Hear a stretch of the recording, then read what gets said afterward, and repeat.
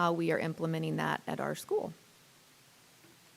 So we started this journey about a year ago, and we really started by asking our students what makes a good learner at Meadowlark Ridge. And based on their responses, about 37% of them were able to tell us what makes a good learner. And we were looking for answers like being curious, asking questions, persevering, not giving up.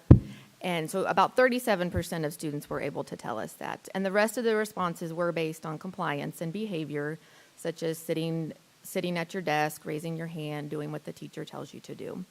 And then in the spring, we repeated that question, and we got to 45% of students were able to tell us what makes a good learner. So this year, that is something that we really focused on. We created school-wide learning dispositions, so everyone from PK to fifth grade focuses on these, and we focus on be collaborative, curious, resilient, reflective, persevere, and we embrace challenges. So based on those, the staff at the beginning of the year we wanted some common language and vocabulary for everyone to follow with each disposition. So what we did was create posters and come up with common terminology. And so these are our 6 posters that we really focus on throughout the year. And our last one focuses on bringing them all together, that we can embrace challenges if we are collaborative, curious, resilient, reflective, and persevere. And the way that we are teaching our students these learning dispositions is we talk about them at morning meetings. We have 30 minutes once a day that we focus on social emotional skills, and our learning dispositions are in those as well. We've created morning binders that have resources and different kind of lessons that teachers can use to introduce those. And we do focus on not just talking about them during our morning meetings, but also embedding them throughout the day, whether it's at recess or the lunchroom. And then we have started doing monthly assemblies this year that are focusing on those learning dispositions. Something else we have done is we're really focused on the learning intentions and success criteria. So last year, at the end of the year, we were at 37% of teachers had learning intentions and success criteria posted. And about 8% of them were referencing those throughout the lesson. And I did think that was a good number because at that time it wasn't something that we were requiring. We were just kind of dabbling with it and experimenting. By about a week ago, we were at 100% of our general education teachers have learning intentions and success criteria posted. That is an expectation at this point.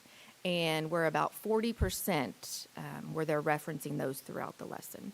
So that's really going to be our focus this year. These are just some examples of different learning intentions and success criteria that teachers and grade levels do in our school.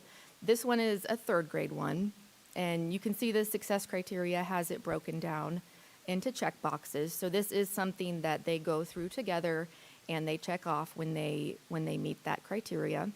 This particular board also has the different vocabulary words that students can reference as well, which is helpful. This is an example of 5th grade. As you can see, 5th grade has more standards and they're more in depth.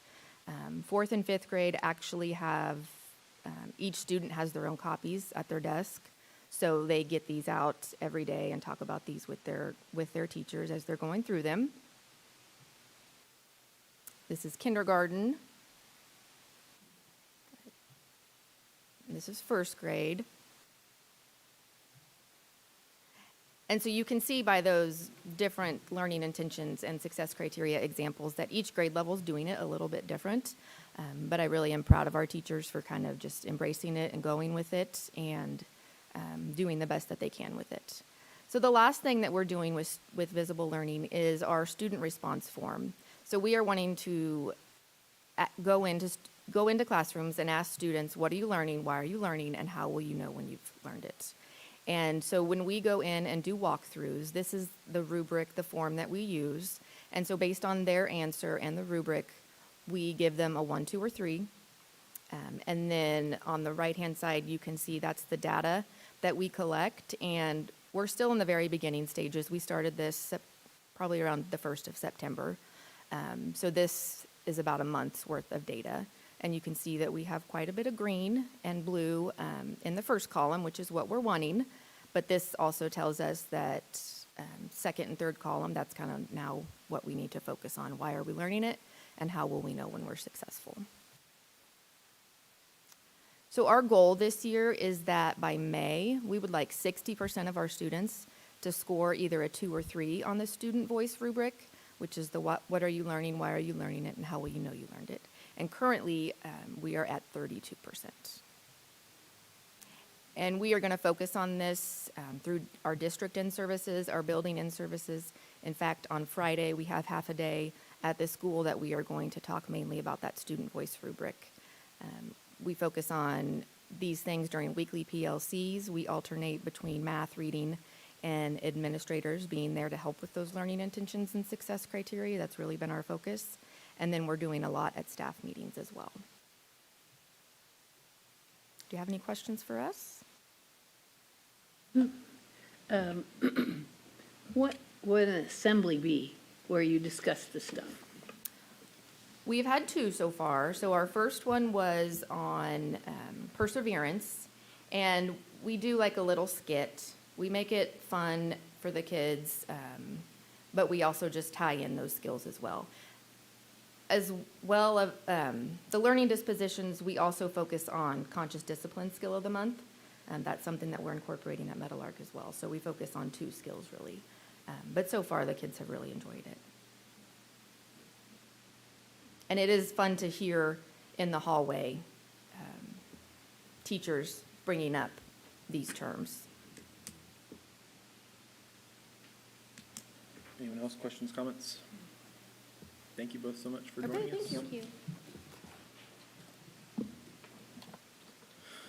Moving on to item 5 of our agenda, consent agenda items this evening are the minutes of the September 10th, 2024 regular meeting, the personnel report, the financial reports, including the September bills list, the August treasurer's report, the August investment report, August journal entries, approval of the following encumbrance listings. First, to look Logicalis in the amount of $495,480 for the Cisco Flex 5-year licensing renewal, to Tech Electronics in the amount of $28,960 for the service agreement for inspection of the electronic fire system, and to Building Controls and Services in the amount of $26,176 to replace and upgrade the HVAC facility management systems at Cottonwood. Approval of Central High's band and orchestra fundraiser and out-of-state field trip to St. Louis, Missouri on April 9th to April 11th, 2026. And approval of a South High softball fundraiser. Ticket sales for the dinner are scheduled on March 10th, 2025 through April 6th, 2025. Is there a motion? Mr. President, I move that we approve the consent agenda items as listed. Thank you. Second. Jim seconds. Any further discussion? All those in favor, please raise your right hand. Motion carries 7-0.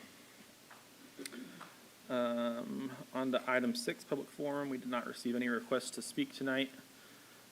So on to item 7A, action agenda. First up, receival of the fiscal year 24 audit from Agler and Gaddert. Harold Mays is with us.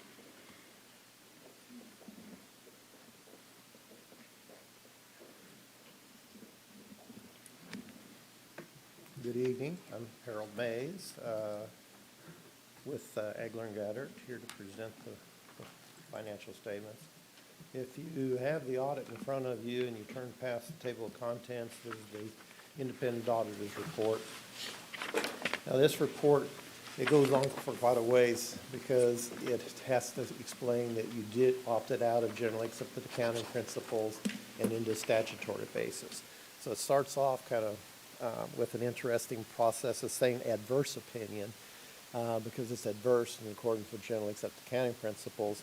However, it is an unmodified, clean opinion on the regulatory basis of accounting.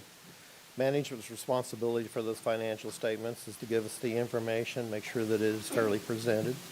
Our responsibility is to exercise professional judgment and maintain professional skepticism, identify and assess the risk of material misstatement, obtain an understanding of the internal controls, evaluate the appropriateness of the accounting principles, and then conclude in our judgment that the school district doesn't have any issues with going concern, that they will continue, which you have for years, obviously. We also have to give an opinion on supplemental information, which is generally where all the detail is at for each one of the funds. And our opinion on it is that it is also fairly stated. And because of the amount of information you have in the back, that opinion extends not only to the financial statements for each fund, but also to the scheduled expenditures of federal awards. Due to the amount of federal fundings you have, we also have a report in the back under governmental auditing standards, and we also have one under the uniform compliance, which I'll go over when we get back to those parts. On the last page of the report, we give an opinion on the fact that the financial statements in the back show a comparison of the prior year, and that we've audited that financial information, and it is also fairly stated.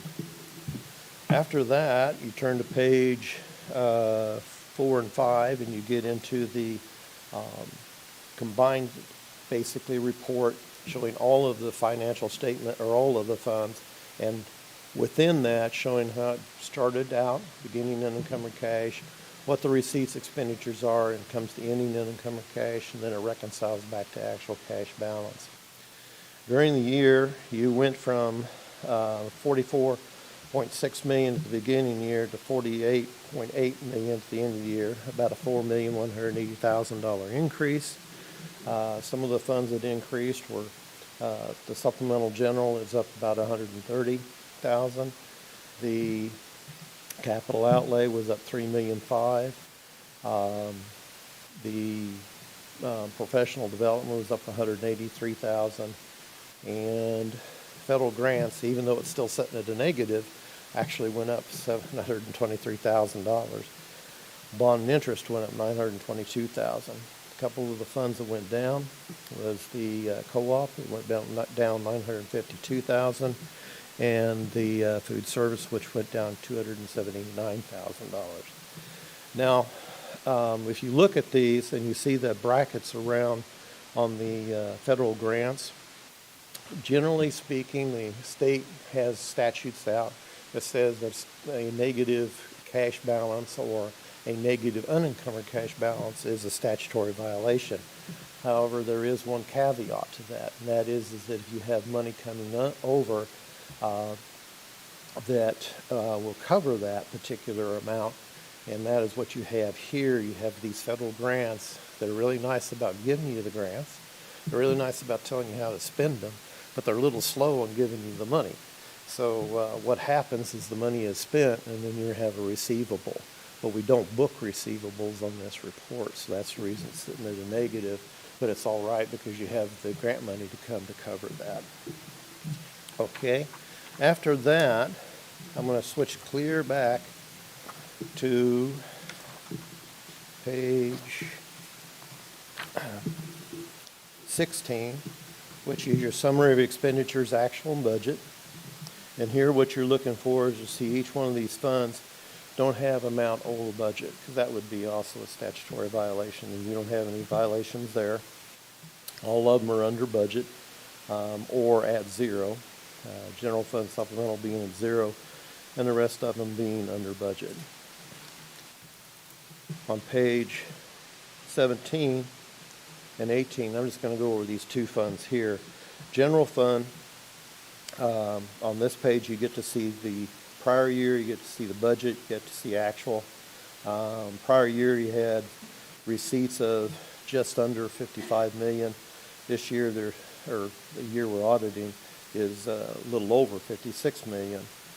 And because you try to spend out all the general fund, the expenditures are the same as what the revenues are. Supplemental general went from 17.7 million the year before in receipts to 18.5 million this year. And the expenditures went from 17.7 to 18.4. Most of that has to do with changes in well, like on the general fund. Instructional itself went down a little bit, but each of the other areas went up some. And the overall result was that the total expenditures were up compared to the year before. And on your supplemental general, there's always a lot of transfers to other funds in that particular fund, and that's the reason it's sitting at 18.4 million in expenditures. Now I'm going to switch clear back to page 46 and 47. There's two reasons why you have to have the audit. One of them is the statutory basis from the state of or statutory requirement because of the state of Kansas requiring it, but you also because of the amount of federal funding that you have. This year you received $24,662,000 and you spent $23,933,000.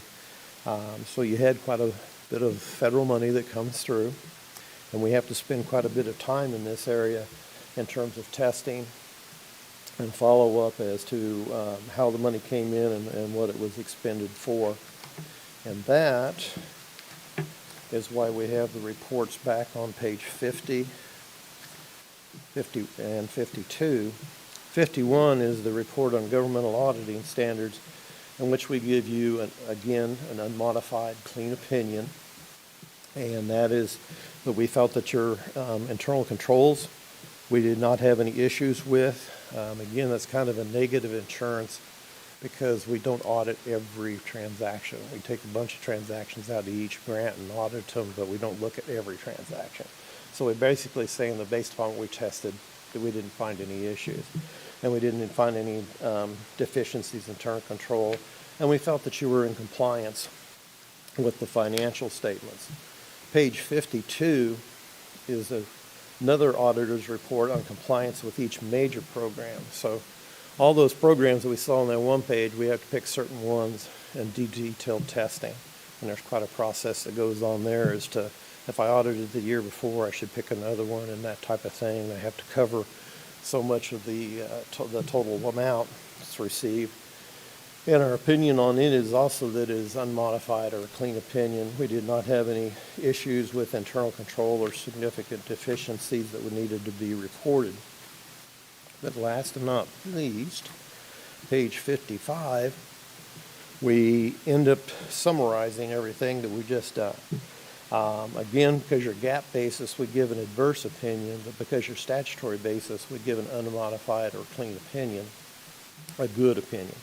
Internal control over financial reporting, we had no material weaknesses or significant deficiencies, and we didn't have any non-compliance with financial statements. Federal awards, we have no material weaknesses, no significant deficiencies. We have basically an unmodified or clean report on it, and there wasn't any audit findings. So if you look at that, you're going to see down below that, that's the programs we tested in detail. And we test everything from eligibility to expenditures to the receipts coming in to see that they're qualified and used as they're supposed to be. And then down at the bottom, we have an auditee qualified as low-risk auditee, and it says no. And that's nothing that the school district did.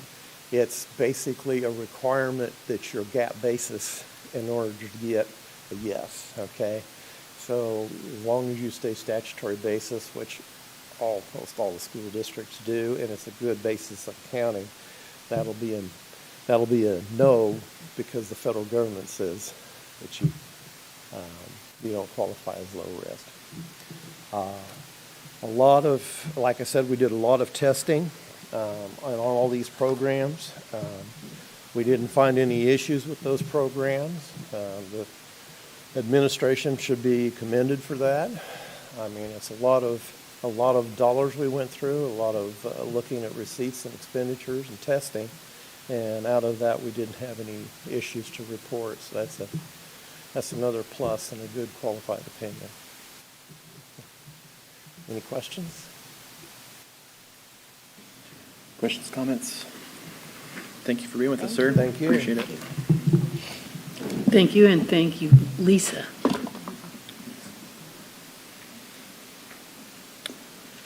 On to action item 7B, board policy with Aaron Wright. We do need a motion to Oh. accept the audit. Mr. President, Yes, sir. I move that we receive the audit from Agler Gaddard as presented. Thanks. In a second. Dana seconds. Any further discussion? All those in favor, raise your right hand. Motion carries 7-0. Sorry, thank you. Good evening. At our last regular board meeting in September, we had a work session where you reviewed some policy recommendations, as well as just a general review of a couple sections of the policy, the board policies. And tonight, we're here for our second reading of those. I would like to draw your attention to policy CO, which had a change this evening from the last time we met to discuss those policies. At the time, the policy included a provision stating that the annual report would be submitted to the board by the second regular meeting in October, which is sort of a holdover from years ago when the board met twice a month, every month. So for that reason, we're recommending just removing the October, second meeting of October reference in that policy. Do you all have any questions over the policies that you reviewed last month and that are in your packet tonight? Without any questions, we're recommending that you approve the policies as revised. Questions or motion?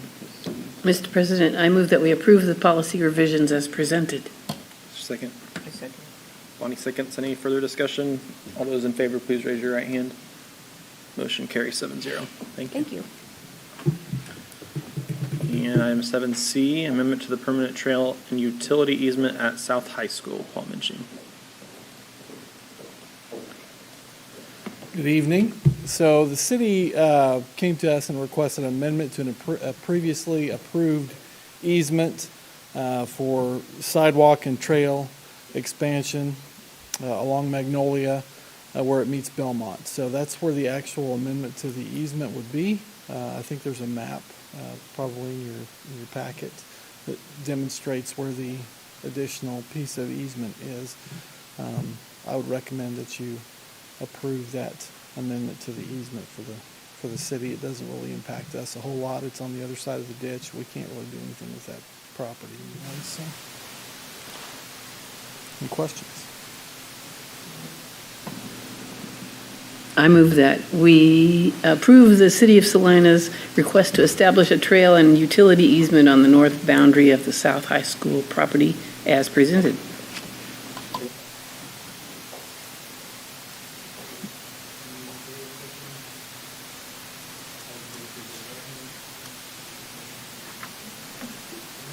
Thank you.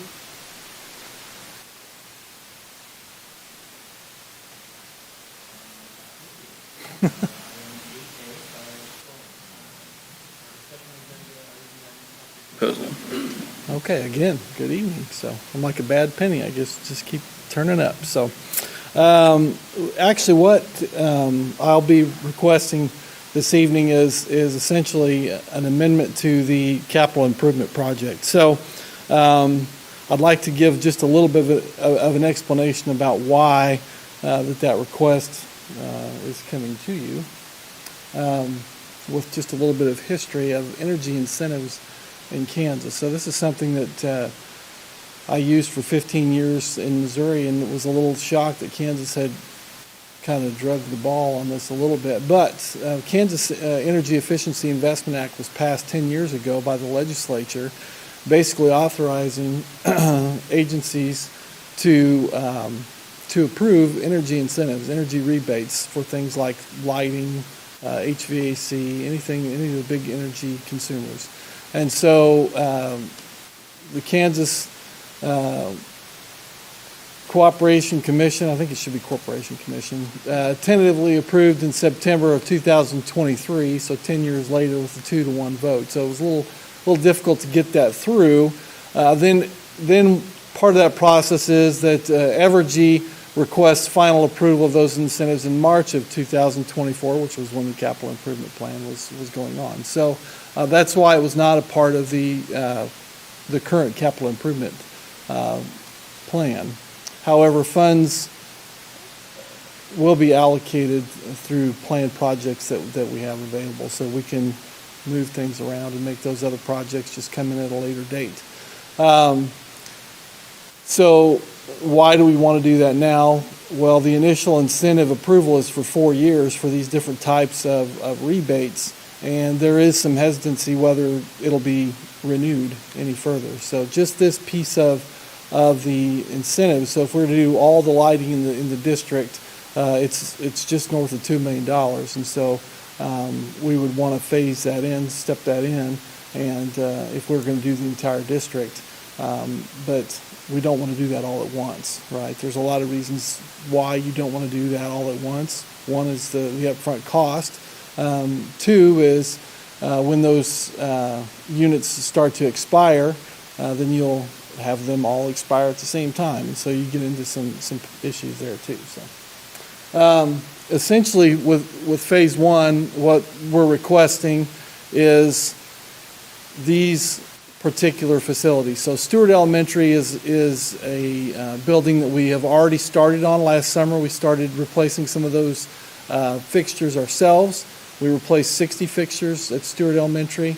The district office, the operations center, and what we call the yard building, it's where we store lawnmowers and some other equipment. Those are all relatively small projects, but still can save considerable energy. So, and then Hageman is one of our older facilities, so a lot of older LED lighting, so we can do some upgrades there with minimal effect on students. We can do that as soon as possible. So those are kind of why we selected those individual buildings. The only one that will have the biggest impact on students probably would be Stewart Elementary. So essentially what you're doing with the LEDs, when you replace those fixtures, you are eliminating ballasts. So it's taking the whole fixture out and you're upgrading, and I'll go through some of those different ones. So there is some retrofits of some fixtures as well, those that are not flush mounted, but those that are mounted on below the ceiling. So this piece of the project, phase one, would generate over $25,000 in annual savings, and Evergy is going to fund $50,000 of the installed cost. That's the rebate. So, and then our lighting costs over the lifespan of this transition would reduce by 60%, and that's assuming the current kilowatt usage. And then, of course, reduced maintenance. Not having to replace those ballasts is huge for us. It's very time consuming for our staff. So we can be on to other things, be more efficient at what we do. One thing that I did want to mention, so the last 2 days I've been at a workshop for facility and plant managers in Topeka.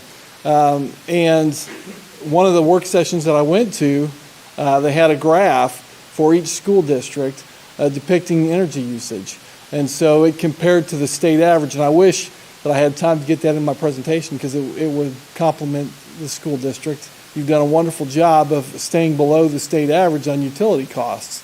And so really, what the overall goal of this type of project is to maintain that below average on cost for utilities. So we can allocate those funds to other things that need to be spent. So energy prices do continue to grow regardless if you're below the state average or not. So it's just one way that we can help save additional dollars and reallocate them.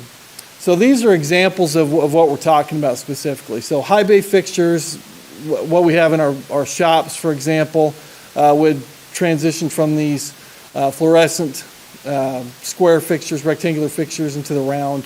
Then you can see the benefits, and you know, I don't want to go through all that with you, but you can kind of see through the different type of fixture replacements, you can see the different warranty and the expectations. So the life expectancy on these fixtures is 20 years. And the manufacturer warranty is 5 years, so you look for a return on investment that's going to be somewhere in that 5-year range, just in case. But I will tell you, I went through an energy replacement or LED light replacement 15 years ago when I started out as superintendent, and a majority of those fixtures are still working. So that's even older technology than what we're looking at now. So the benefits are quite helpful. These are the most common type of fixtures that we have, the 2x4 recessed LED panels. So you can see it gives you a more common color on the light, so the color would all be the same. So you can see this is actually from the audit. So ROI Energy did an audit for us. They're a partner with Evergy. They came in and counted all of our fixtures in the district to make these recommendations on where we could replace. And so while they were walking around, they just had some demonstrations of what our current fluorescent lighting looks like. So when you replace a bulb, when you go buy a bulb, you're looking at, do you want the colors? Are they the bright white or the soft white? So warm or cool is what my wife would tell me. She's the art person. So, but you can see there's a mix match of those in the building. Sometimes you just take what you can get so you can put them in there. So with LED lighting, you don't have that. You can change it. You can have pink lighting if you want to. So, there's a lot of variables there. And again, no ballast. So, a lot of fixtures will be the 2x2 LED panels. And if you look at these right here, these are the 2x4 panels that we're talking about, the recess. So also in the board, in the district office, there aren't many lights to replace. So that's another reason that we looked at doing this building as well. So some of our fixtures are the can lighting is what we call them. And so this would be a replacement of those as well, downlight fixtures. These don't have quite the longevity that the square panels do, but again, it is an energy savings. These are 10 to 15 versus 20 on yours. And so these are the retrofits. So these would continue to have ballasts. It's a hybrid LED light, and these are the fixtures that actually hang below. They're not recessed. They're mounted on the outside. So, and then of course you have some areas where you just have light bulbs, so you can change those out with the LED screw-in lamps. So, exterior fixtures are a big savings to give you additional lighting security as well, which we're always looking on to see how we can improve security. This is one way that we can improve security. It's very bright. So, then. As we go into the presentation, these are the specific scopes of the building. So it talks about each individual type of fixture, how many are in that building and need to be replaced. It talks about the annual savings, again, the sale price, and then our actual cost because of the incentives. So you can see, and then it shows you the return on investment. So for example, the return on investment at Stewart is 7.2 years. And then, let's see. Oh, that's the operations centers below that. The operations center is 5 because we have the high bay lights. Those are going to be big energy savings, the high bay lights. So this is Hageman, the district office, the yard building. You can see the cost for those projects is considerably less. Hageman's a little bit more, but the return on investment is still very solid on those. So 5 to 7 years is great, quite frankly. So when you know those fixtures are going to last for 20 years, you're going to see considerable savings over that time. A possible addition is Heartland. So it's not uncommon for Heartland to come to us in January and say we have additional funding. What kind of projects do we want to look at? So if that were to happen this year, this is something that we could add for a pretty sizable savings as well. So the next steps would be for the board to allow this we would present this to you next month to be an allowable expense and just put that into our capital improvement plan for next year, that we would continue with the plan to replace the fixtures throughout. So These are some examples of some schools that have converted to LED. So Eudora, if you'll notice on their utility incentives, they did this on their own without any incentives, but they still had obviously some savings just because of the energy usage. So it's really beneficial from the energy savings. It's also beneficial from the incentives. So that's really why we're bringing it to you at this time. So Valley Heights did take advantage of it. They funded it at 81%. We're looking at funding it at 75%. So bigger savings for us, hopefully. But a lot of that depends on the fixture types, the amount, the size of the project too.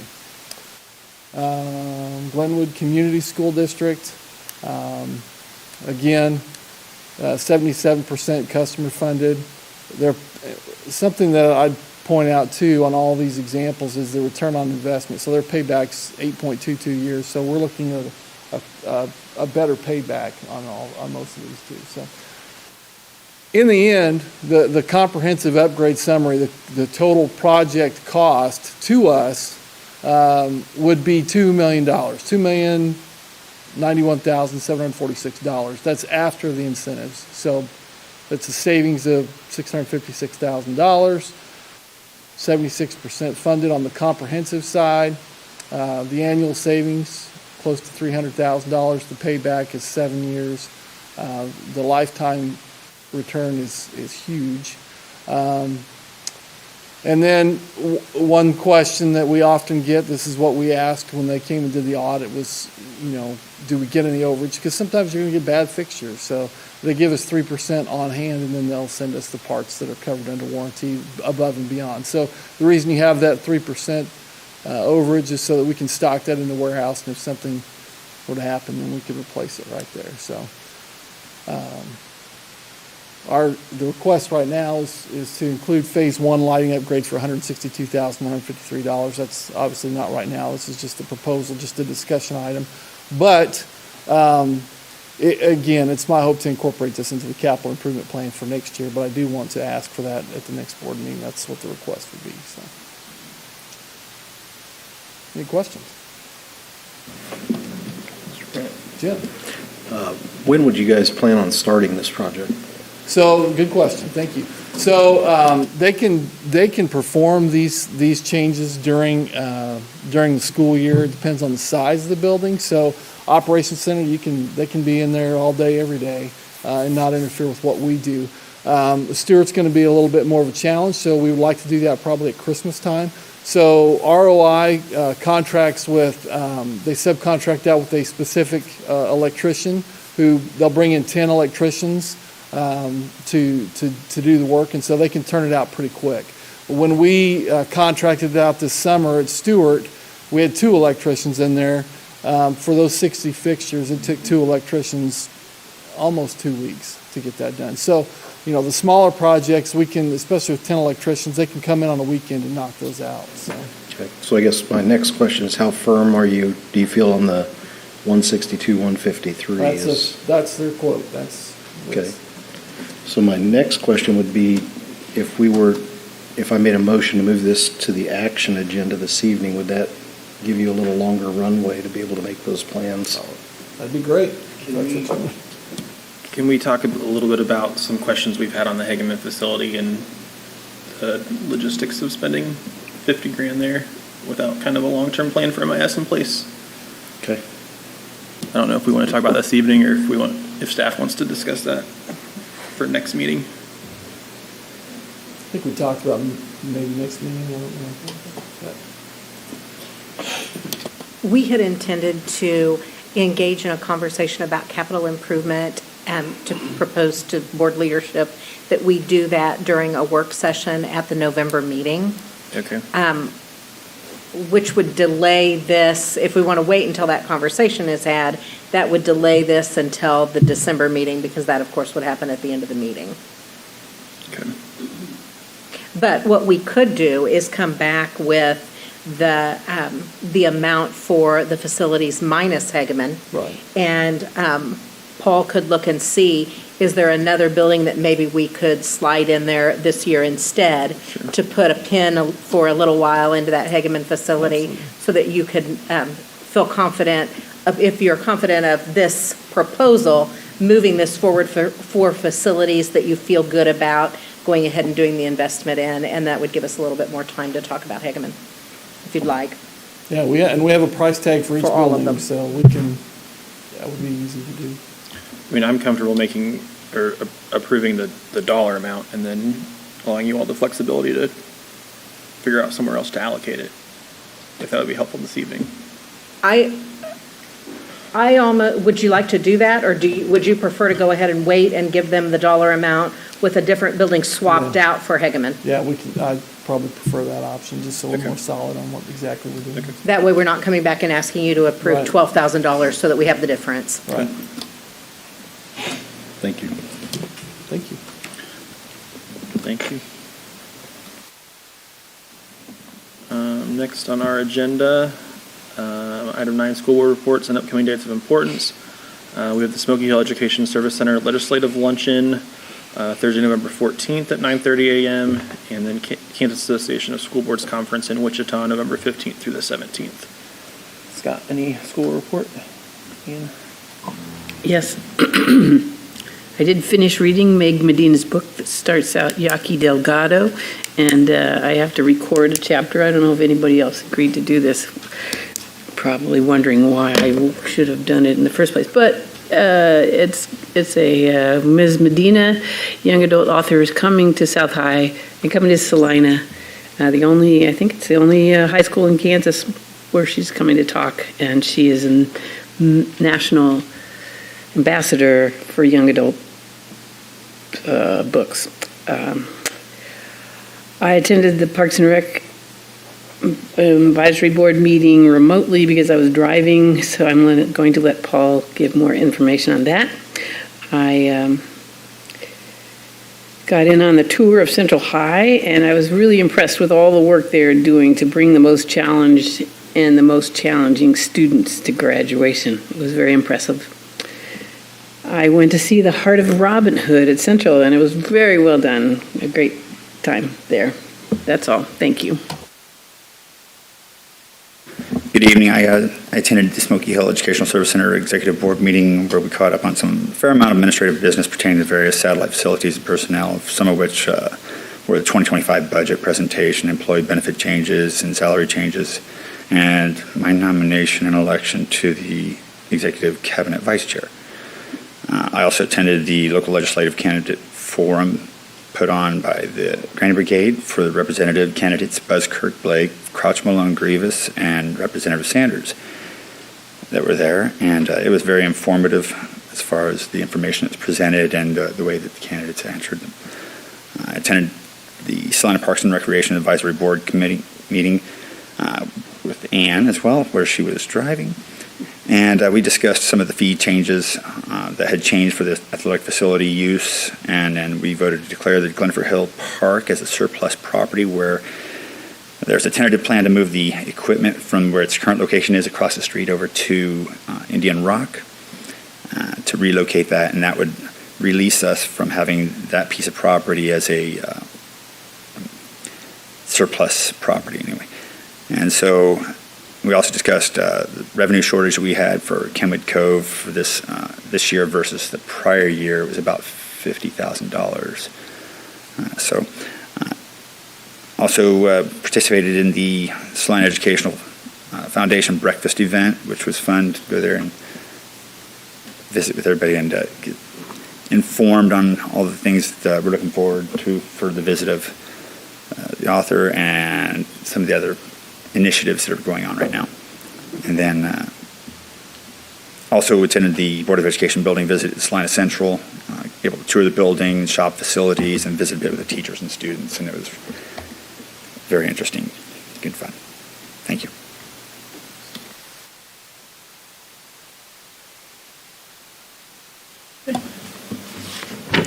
I've been very busy this month. Anyway, I went to the chat, but for Superintendent Exline for the very informative about the career in tech ed. And so here's some facts, and you might already know these, but maybe someone out there watching would not know this. Anyway, there are 57 career and tech classes that are offered in our district. 14 career pathways to choose from. And 85% of the high school students are enrolled in one of these classes. They can also get credentials and certificates such as CNA, culinary arts, personal family finances are just a few of the credentials or certificates that they can receive in high school. The CTE courses help the students find their passion, giftings, and direct them to a career they would like to follow, or allows them to find something that they wouldn't want to do. But I would just encourage everyone to come to these chats, because Mrs. Exline puts a lot of work into them, and it promotes communication with the community and the parents, as well as with the administration. And I just really enjoyed that and learned a lot. So I also went to the Salina Ed Foundation breakfast and the See You at the Pole, where a number of students gathered in Central, and they prayed around the flagpole, and they prayed for our schools and for protection of our schools, which I was just really nice to hear where the students were praying for the schools in the whole district. And then I'm on this Heartland Policy Board now, so I attended a training session there, and as well as the meeting last week, and there are some interesting facts. The report, they stated that all the rooms were full, and mostly fully staffed. The Head Start program is now in all 8 elementary schools, and there are 41 students participating in these schools. And they're starting a new program with ESL, bilingual staff, connecting with Kelly Mowbray and the Salina Adult Education, which I thought was kind of interesting. That's a good fact to know. Anyway, I attended the Central High School Board tour. Thank you to all the teachers and administrators that put that together. And last but not least, the Central's play, The Heart of Robin Hood, was excellent and very humorous.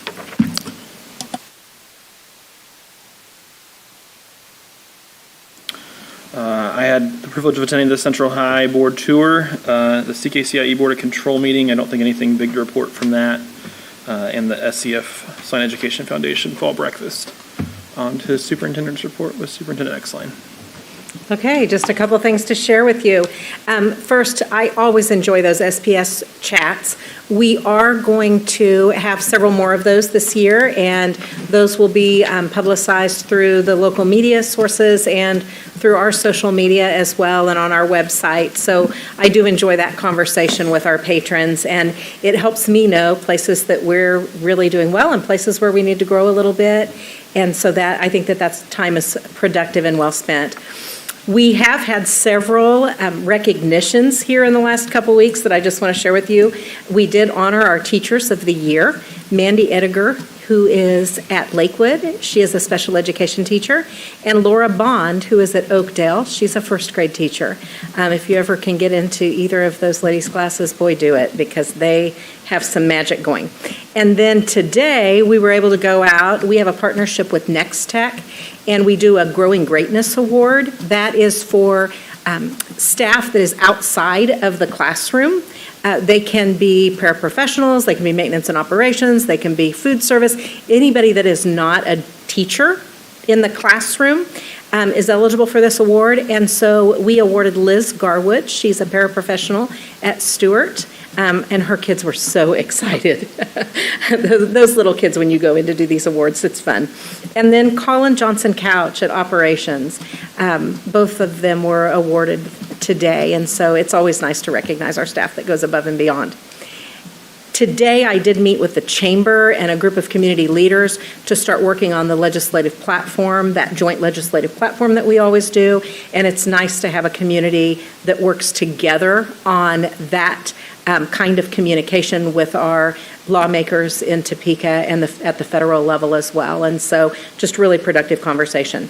And then the last thing I wanted to share with you is a Spotlight Award. We don't do these often. And so I wanted to share with you that we did recognize Slade Spratlin and Great Plains Manufacturing with a Spotlight letter this month. Mr. Spratlin and Great Plains has donated tens of thousands of dollars of materials for our metals and welding program. They've hosted tours of their facilities and operations, and they've provided on-the-job training for our students through their work-based learning program. There are now 10 former Salina Public School students who participated in that work-based learning program that are now employed at Great Plains. So that's really a celebration. We appreciate their partnership, and that partnership with Great Plains Manufacturing really does help ensure our students are future ready. The kinds of opportunities that we were talking about at the SPS chat that Salina Public Schools offers, and that our great partners in this community like Great Plains allow us to do for our students. So if you see anybody from Great Plains, tell them thank you. We certainly appreciate that partnership. Thank you. We've got 2 executive sessions on our agenda now. First for personnel. How many minutes? Let's do 30. Okay. Is there a motion? Mr. President, Yes, sir.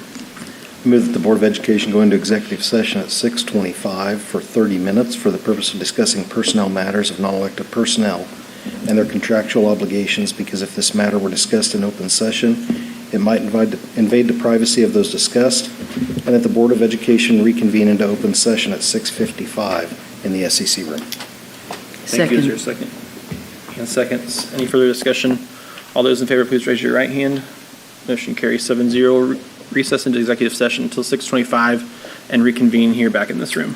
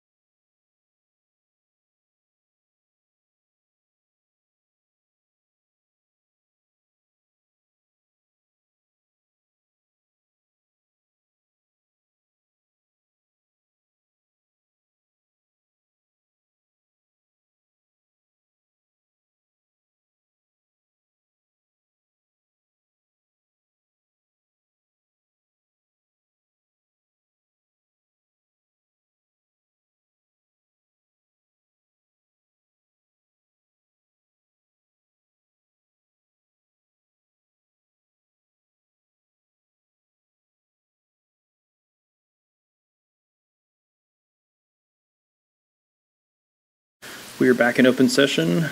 Is there a motion? Mr. President, I move that the Board of Education go into executive session at 6:58 for 25 more minutes for the purpose of discussing personnel matters of non-elected personnel and their contractual obligations. Because if this matter were discussed in open session, it might invade the privacy of those discussed, and that the Board of Education reconvene into open session at 7:22, 23? Yes, 23, 7:23, Thanks, in Ms. the Cynthia. SEC room. Dana seconds. Any further discussion? All those in favor, please raise your right hand. Motion carries 5-0. We will recess into executive session and be back in open session in this room at 7:23.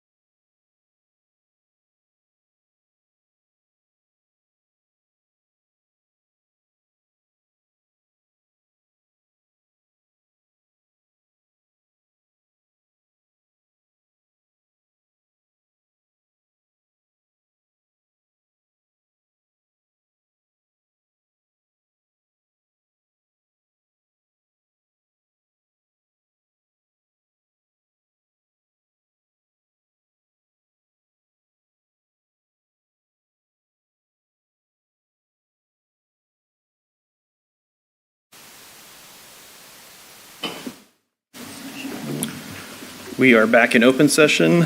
Is there a motion? Mr. President, I move that we accept the early resignation of Shay Belt and that the board waive the assessment of liquidated damages. Second. Scott seconds. Any further discussion? All in favor, please raise your right hand. Motion carries 7-0. Is there another motion? Mr. President, Yes. I move that the board accept resolution number 0924, stating its intent to terminate non-probationary teacher Preston McCorkle contract for the 2024-2025 school year, and that the clerk of the Board of Education be authorized to issue him written notice informing him of the board's intent, his right to a hearing, and the termination of his supplemental duties. Is there a second? Scott seconds. Any further discussion? All those in favor, please raise your right hand. Motion carries 7-0. On to item 12B. We have another executive session for safety and security. How much time are we wanting there? Let's do 25 minutes. Okay. The motion? Oh, system shut down, so. You're good. Mr. President. Yes, sir. I move that the Board of Education go into executive session at 7:30 for 25 minutes for the purpose of discussing matters related to the security of the board or the school, to ensure that the security of the school and school buildings or facilities and/or the information system of the school is not jeopardized, and the Board of Education reconvene into open session at 7:55 in the SEC room. Is there a second? Dana seconds. Any further discussion? All those in favor, raise your right hand. Motion carries 7-0. We will recess into executive session and be back into this room at 7:55. Thank you.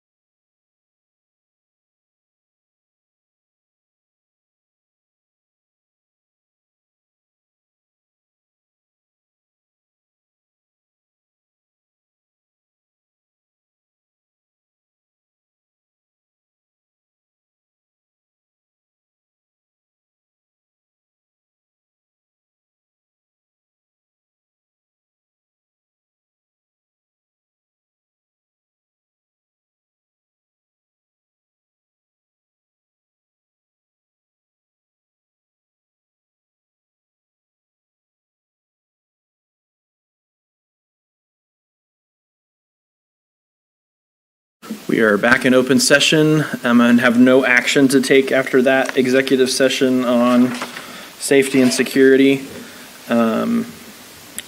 We are coming to the end of our normal agenda. We're going to move into a work session. This will end our live stream. Thanks to anyone who joined us online. Have a good evening.